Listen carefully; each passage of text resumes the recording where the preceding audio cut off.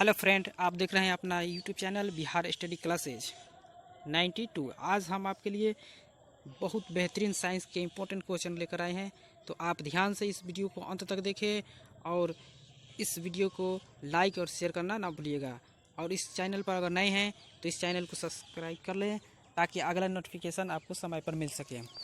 चलिए स्टार्ट करते हैं। ये वन लाइनर क्वेश्चन है, आपको फटाफट 25 क्वेश्चन कराने वाले हैं। तो आप ध्यान से देखें। ये कह रहा है कि दो समतल दर्पण एक दूसरे से 60 डिग्री का कोण पर झुके हैं। इनके बीच रखी एक गेंद के प्रतिबिंब की संख्या कितनी होगी।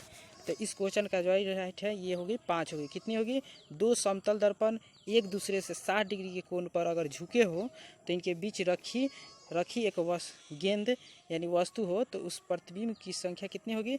उसकी प्रतिबिंब की संख्या होगी 5। नेक्स्ट कह रहा है कि जल के अंदर हवा एक बुलबुला किस तरह बर्ताव करता है। जल के अंदर हवा, जो जल होता है उसमें जो बारिश होती है तो जो बूंद गिरता है तो एक बुलबुला सा बनता है। तो वो जो बुलबुला वो किस तरह बर्ताव करता है? तो वो बर्ताव करता है आपका एक अवतल लेंस के भांति काम करता है। वो एक अवतल लेंस के भांति वो व्यवहार करता है। नेक्स्ट क्वेश्चन की तरफ चलते हैं। कह रहा है कि इकाइयों की समस्त व्यवस्था में किस इकाई की मात्रा समान होती है। इकाइयों की समस्त व्यवस्था में, समस्त व्यवस्था करने का मतलब कि समस्त यानी सभी, किस इकाई की मात्रा समान होती है? तो वो होती है आपका विशिष्ट गुरुत्व। ये जो विशिष्ट गुरुत्व होती है वो समस्त व्यवस्थाओं की मात्रा इनमें समान होती है। नेक्स्ट की तरफ चलते हैं। कह रहा है कि यदि कोई मनुष्य समतल दर्पण की ओर 4 मीटर सेकेंड की चाल से आ रहा है, यदि कोई मनुष्य समतल दर्पण की ओर 4 मीटर प्रति सेकेंड की चाल से आ रहा है तो दर्पण में मनुष्य का प्रतिबिंब किस चाल से आता हुआ प्रतीत होगा। तो इस क्वेश्चन का जो राइट होगा वो होगा, क्या होगा आपका? मीटर प्रति सेकेंड। कहने का मतलब है कि यदि कोई मनुष्य समतल दर्पण की ओर जा रहा है, समतल दर्पण अगर 4 मीटर प्रति सेकेंड है, 4 मीटर प्रति सेकेंड अगर है चाल से जा रहा है तो उस जो मनुष्य का प्रतिबिंब होगा वो क्या होगा? 8 मीटर यानी दोगुना हो जाता है। वो क्या हो जाता है? 2 गुना हो जाता है। 2 गुना हो जाता है, वो 2 गुना हो जाता है। नेक्स्ट क्वेश्चन की तरफ चलते हैं। कह रहा है कि कारों के ट्रकों और बसों में ड्राइवर की सीट के बगल में, जो ड्राइवर का सीट होता है उसके बगल में कौन सा दर्पण लगा होता है? कौन सा दर्पण लगा होता है? तो इस क्वेश्चन का राइट वो कौन सा दर्पण लगा रहता है? वो आंसर होगा उत्तल दर्पण लगा रहता है। जो कार होता है उसके जो ट्रकों के बसों में जो ड्राइवर के बगल में जो शीशा आकार का होता है, शीशा का जो होता है साइड के रूप में, साइड मिरर के रूप में, तो वो कौन सा दर्पण लगा रहता है? वो लगा रहता है उत्तल दर्पण लगा रहता है। नेक्स्ट क्वेश्चन की तरफ चलते हैं। कह रहा है 6 नंबर क्वेश्चन कह रहा है कि भारतीय विज्ञान संस्था कहाँ स्थित है। जो भारतीय विज्ञान संस्था है वो कहाँ है? तो वह है बेंगलोर में। बेंगलोर में क्या है? भारतीय विज्ञान संस्था है भारत का। नेक्स्ट कह रहा है कि प्रातःध्वनि विमानों की चाल होती है।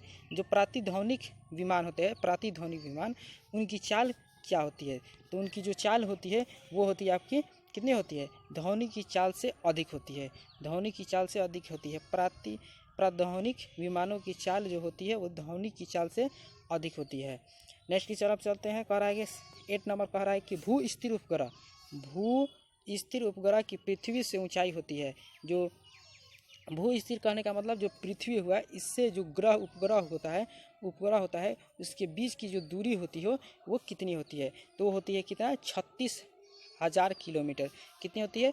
36,000 किलोमीटर होती है। वो 36,000 किलोमीटर होती है।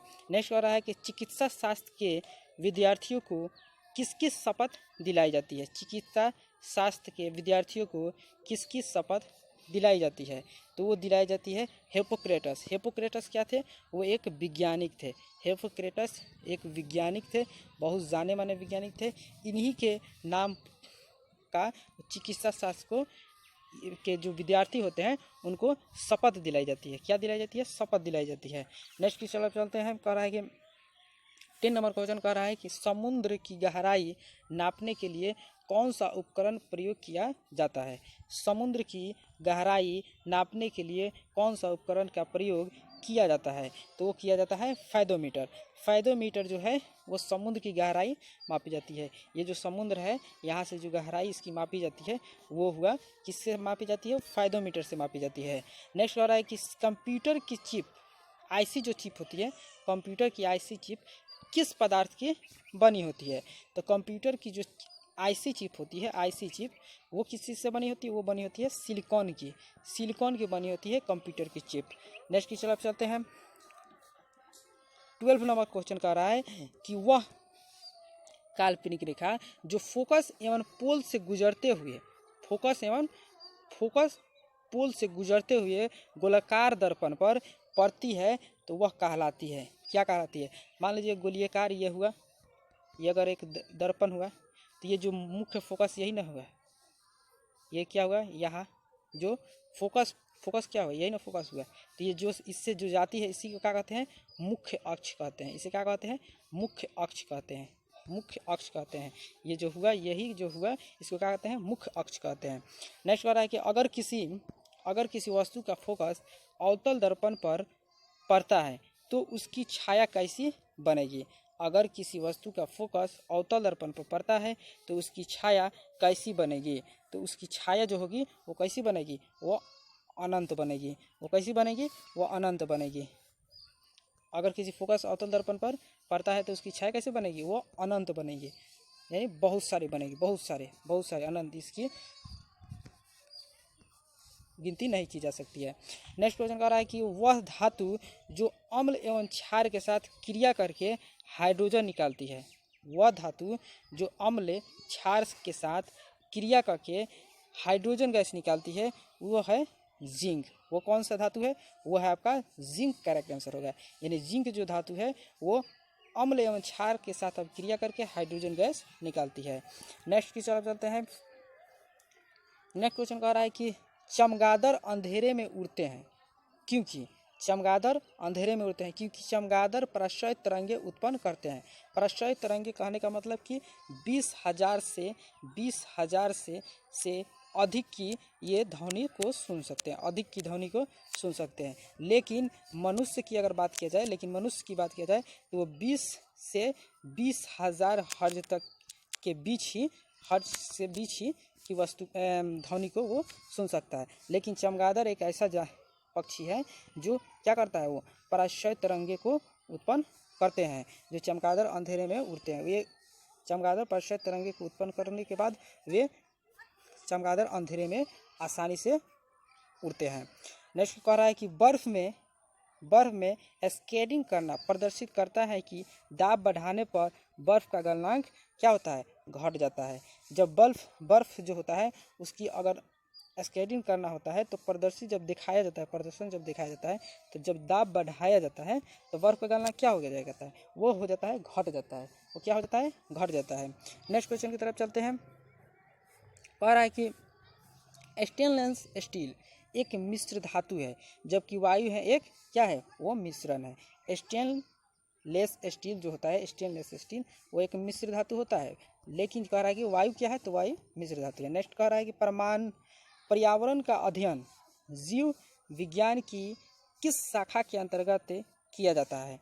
तो वो किया जाता है किसके? परिस्थितिकी। ये परिस्थितिकी के द्वारा ही क्या किया जाता है? पर्यावरण का अध्ययन जीव विज्ञान की शाखा से, किस शाखा से? तो परिस्थितिकी शाखा से के अंतर्गत किया जाता है।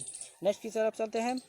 नेक्स्ट क्वेश्चन कह रहा है कि फूलों के संवर्धन के विज्ञान को क्या कहते हैं? फूलों के संवर्धन के विज्ञान को क्या कहते हैं? वेरी इंपॉर्टेंट क्वेश्चन है। अगर ये वीडियो आपको अच्छा लग रहा हो तो आप इस वीडियो को लाइक और शेयर करना ना भूलिएगा। और अगर आप वन लाइनर चाहते हैं तो आप कमेंट बॉक्स में लिखिए, हम वन लाइनर काफ़ी वीडियो आपको प्रोवाइड करेंगे। तो ये जो क्वेश्चन कह रहा है 19 नंबर क्वेश्चन कि फूलों के संवर्धन के किस विज्ञान को क्या कहते हैं? संवर्धन के विज्ञान को। तो इसको कहते हैं फ्लोरिकल्चर। क्या कहते हैं? फ्लोरिकल्चर कहते हैं। इसे क्या कहते हैं? फ्लोरिकल्चर कहते हैं। इसे फ्लोरिकल्चर कहते हैं। फूलों के संवर्धन के विज्ञान को क्या कहते हैं? फ्लोरिकल्चर। नेक्स्ट क्वेश्चन कह रहा है कि सर्वाधिक अस्थायी तत्व है सर्वाधिक अस्थाई तत्व, तो वो कौन सा है? वो सीसा है, जो सर्वाधिक अस्थाई तत्व है। ये क्या है? सर्वाधिक अस्थाई तत्व है। ये काफ़ी सर्वाधिक अस्थाई तत्व है। कौन सा है? वो सीसा आपका करेक्ट आंसर होगा। नेक्स्ट की तरफ चलते हैं। कह रहा है कि जल से हल्का होता है, जल से हल्का होता है, वो है सोडियम। जल से हल्का क्या होता है? सोडियम। सोडियम का जो परमाणु संख्या होता है वो होता है 11 होता है, और जो सोडियम का संकेत होता है वो होता है Na होता है इसका संकेत। और जल से ये क्या होता है? हल्का होता है। नेक्स्ट कह रहा है कि सामान्य ट्यूबलाइट में कौन सी गैस होती है? तो सामान्य जो ट्यूबलाइट होती है, ट्यूबलाइट आप देखे होंगे जिसे मरकरी कहते हैं। मरकरी पहले वो जनरेटर वगैरह पर चलती थी, वो उस ट्यूबलाइट में कौन सी गैस भरी होती है? तो वो अक्रिय गैस जो आर्गन के साथ मरकरी वेपर रहता है। कौन सा रहता है? आर्गन के साथ मरकरी वेपर। वो एक धुआं सा दिखाई पड़ता है। तो नेक्स्ट क्वेश्चन की तरफ चलते हैं। कह रहा है कि एक प्रसिद्ध घड़ी 3 बजे का समय दर्शा रही है। घंटे की सुई के 135 डिग्री घूमने के बाद क्या समय होगा? 3 बजे, मान लीजिए कि ये घड़ी है, ये अभी 3 बजे दिखा रही है। ये घंटे की सुई है, 3 बजे समय दर्शा रही है। घंटे की सुई के 135 डिग्री मान लीजिए कि आपका इधर आ जाता है, डिग्री घूमने के बाद क्या समय दिखाइए? तो यहाँ जब आ जाता है तो क्या होगा? ये 7:30 बजे यहाँ आ गया, ये 6 है, और ये क्या है? ये 7 हुआ, और ये 8 हुआ, ये 9 हुआ, और ये 10 हुआ, और ये 11, और ये क्या हुआ? 12 हुआ। तो यहाँ जो ये 6 था, ये 7 था, और ये 8 था, तो इसके बीच में क्या होगा? 7:30। ये आपका करेक्ट आंसर होगा। नेक्स्ट की तरफ चलते हैं। कह रहा है कि एक खगोलीय मात्रक की औसत दूरी है। एक खगोलीय मात्रक की औसत दूरी है, वो है कितना है?